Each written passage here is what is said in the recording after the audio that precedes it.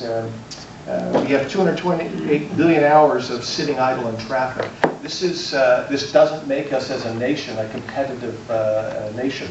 It hurts our competitive position in the world. $19 billion a year in delays, and obviously then the CO2 emissions that fall from that. So you can see that with this population and the growth, these are the statistics from the Federal Highway Administration that say that you can see that we face, this isn't a thing that we can somehow optimize and reduce. We have to figure out how to make it more productive.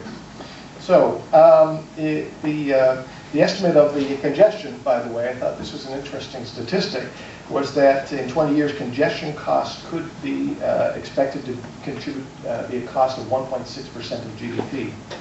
So it's about the transportation productivity gap. And I think, as we know, the freight tonnage is increasing, and the infrastructure, regardless of whether it's highway interstate systems or even rail systems, is that we can't keep that. We are outpacing that, even the ability to install new infrastructure. So it's really incumbent upon us now is to focus on this productivity side. It has to overcome the aerodynamic losses. So anything that you can do to reduce the number of tractors that are pulling your freight, the better you will be, because these initial losses could be thought of as sunk costs in the equation. So towards sustainable productivity, we really want to move as much freight as possible per power unit more safely than the current fleet, and with less compromise on the infrastructure. We call it infrastructure consumption, because you can look at the roads as there to provide a service to society, and the roads are allowing the vehicles to get the goods to market.